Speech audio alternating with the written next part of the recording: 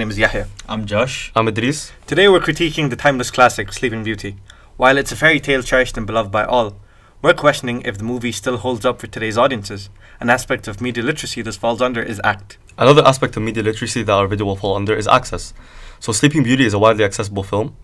You can access it through streaming platforms such as Disney+, CDs, and this video will also be accessible through YouTube. Join us as we uncover potential issues related to race, gender, and beauty standards embedded in the storyline. So, shall we start? Sure. Yes, they named her after the dawn, for she filled their lives with sunshine. Then a great holiday was proclaimed throughout the kingdom. Do you guys notice something? So the first thing I noticed here, I don't know if any of you guys noticed it, was this is the opening scene of the movie, right? And the first thing we see is that we're surrounded by white characters. Like there's a lack of diversity, and it really sets the pace for the film. Yeah, I agree. The lack of racial representation can restrict children's exposure to diverse cultures and perspectives. This hinders their ability to develop empathy, cultural awareness, and broader understanding of the world. I agree. More specific, media concept that we cover, the movie covers actually, is the uses and gratification aspect. So think about the song that's playing as we're introduced to the main cast. It's very soothing, it's very calming, it's very inviting. So if you think about it, it's in a way it's telling us, okay, whatever is coming, it's the right thing. And what we're seeing here is just white to being represented, just white people without any people of color at all. Furthermore, a social aspect we're looking at, as you mentioned before, is the lack of diversity, which I think will be more prevalent as we continue watching the movie. So shall we continue? Sounds good. Sounds good. My gift should be the gift of beauty.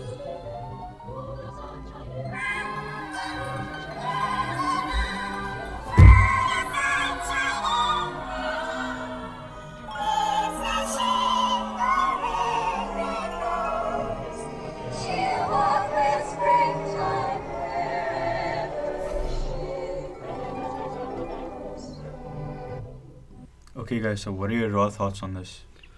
So the first thing we can see is that she says, I'll gift you the gift of beauty, right? And then she sets certain criterias. So one of the ones I heard was lips that shame the red, red rose. There was another one that said full of sunshine in her hair. Yeah. See from this is that there are certain criteria to meet to be seen as beautiful, relating like in this movie basically. I see what you're saying. Another thing she also mentions is that she walks with springtime. If you think about it, springtime is a season of beauty, a season of bliss, a season of peace. It covers two media concepts, right? Okay. So the first one I'm going to be talking about is socialization. Okay, I don't know if you guys noticed, but if you show this to like society as a whole, like society perceiving this as a whole, they're going to set by themselves a beauty standard just by seeing this. Like anyone with a different skin color, with different hair color, with different eye color, with different lips color, they're going to be seen as less beautiful than somebody that will meet this criteria, right? And the cultivation theory. So another media concept that covers is the cultivation theory, right? So children, if they're watching this movie and like in the long term, even the subconscious are going to develop like a certain like a checklist, right? Criteria. So girls would look at this movie and be like, oh, I can't be beautiful, I have black hair, or I can't be beautiful, like I have my lips aren't red. I see what you're saying, and I completely agree. Another thing I think it also does, like you said, a media concept it covers is it sets an agenda. So it highlights a certain type of standard, like what we've been talking about, Yeah. for beauty. So the only way you're considered beautiful is if you fulfill all these criteria, all these requirements. On this, her 16th birthday, the good fairies had planned a party. Guys, this is the first time we see Aurora as a teenager. Like in the whole entire movie, this is the first scene she's in as a teen. Like, Yeah, I mean, being the first scene we see her in, as she's depicted to be a normal child. What's she doing? She's cleaning. So what do you think that tells us? I think it covers a media concept called media framing, where they've shown how they've reinforced the traditional gender roles onto Aurora.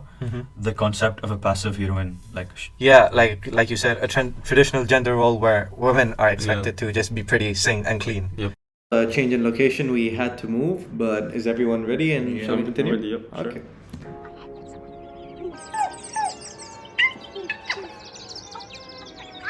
Tall and handsome and so romantic. So, I mean, here she's clearly talking about her dream prince, her dream man. She lists him as being tall, handsome, romantic. So, what do you guys think about this? I think it relates to the social concept of beauty standards. Okay. As she's describing her man as being her dream man that should be tall and handsome, as if that should be a criteria for every girl's dream man. I feel like it also relates to a media concept we touched upon earlier. So cultivation theory. So boys are looking at this, they won't think they're handsome if they're not tall. They're gonna ask themselves, why am I not tall? Okay, and girls looking at this, they're gonna only, their dream man, again, like you said, is gonna be like a tall, handsome, romantic man. So, it pretty much embeds in these children's Yes, minds it that changes their views basically. the ideal standard, so the ideal beauty standard, be it for boys or girls, Yep. is what the movie is depicting since they're watching it at such a young age. Yes.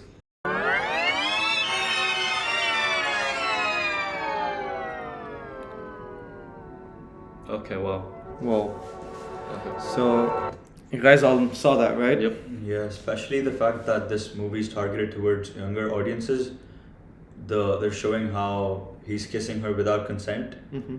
I think it's I mean, how is this movie called Sleeping Beauty, right? Yeah. But she's not even the main character. She's not even the one doing the saving. yeah, she's being rescued by the prince. Like, I feel like in regards to all the social concepts and the media concepts we have covered so far, the movie does reinforce gender roles where Yes. it's always the man doing the saving.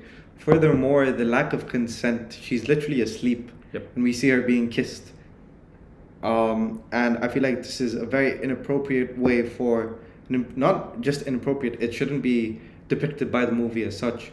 And that in a movie about Sleeping Beauty, she should be the main character, Yes. not the prince who's saving her. Yes. Since we've watched the movie already and gave our thoughts on it, I've asked our team to compile a few screenshots from the movie itself so we can take a deeper and closer look into certain issues that do prevail within the movie. So up first we have this first appearance of Maleficent, the villain of the movie. So Yeah. we can clearly see that already she's just wearing dark colored stuff. Even the crow that she has is dark. Like Yeah, everything so- about her screams dark and evil. I think the way the movies, in regards to a media concept, which is media framing, I think the way the movies frame the villain to be darker characters, it really sheds light to the fact that kids who watch this movie, okay, they're gonna think that, They'll perceive Yeah. black as if like Yes, a dangerous color. or darker colors. Picture you can see the king's royal guards. So in terms of status and royalty, they are below the king, right? And we can see that they're depicted as a darker color. It also shows us how they're the only people of color and how they're being afraid. yeah. So I guess in my opinion as well, I agree with what both of you said. As the only other people of color, they're not even a prominent character. They're on the sides. Or I think this idea is supported by how our minions are depicted as well. They're the only other characters that aren't white, and they're literally not even human. So the next picture we have here is the three fairies pretending to be normal women. So what do you think about that? So since they're pretending to be normal women, they are doing normal women activities. So one of them being gossiping. So you can see like the body position. You can see her hand and like or covering her mouth, stuff like that. So we can see that the two fairies on the left are gossiping, and then the one on the right is completing normal women activities again by cooking. I think in addition to this, it also refers to socialization, where that the social roles being generated, especially prevalent at this time, is that women were just people who gossiped, cooked, and cleaned. In these next two pictures, they're closely related to each other, right? So both of them are going to talk about the queen. Yeah, as you can see how in the both of the pictures she's standing. She's being afraid, and in one of the pictures she's standing behind the king. So this also shows how women are always in passive roles and they can never be the main characters. Yeah, I guess it adds on to the media framing concept as well, where women are framed to be just passive roles where they're afraid and they don't do much else. There's only 2 times where the queen speaks, which I think it shows to viewers that women aren't that important, especially a woman like a queen. Even if she is a queen, she isn't that valuable.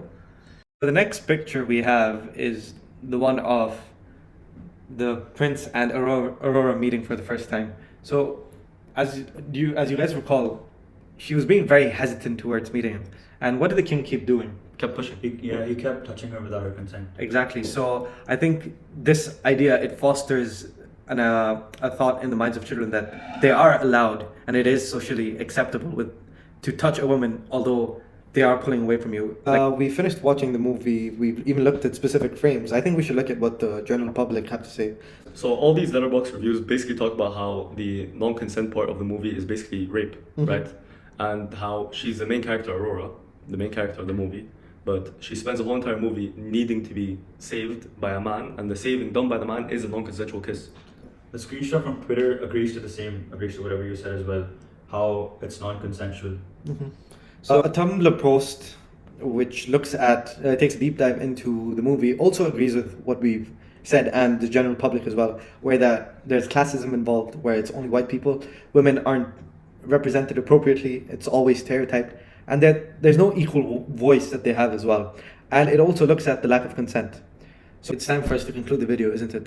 But before that, I would like to highlight that overall, the main issues that lie within Sleeping Beauty is the fact that there's lack of diversity, there are racial stereotypes, there are beauty standards that are being set. In addition to that, gender roles are constantly being reinforced throughout the movie. Now, this could be because the movie was set in the 50s, where it was a different time with a different ideology, which also adds on to the evaluate aspect from media literacy. The way this movie is perceived now is much more different as it was before. So with that being said, we do hope that nowadays people who watch it don't conform to the ideologies set within the movie and are educated or taught the right things. Also, before we end the video, we have a short video for you guys that calls for action.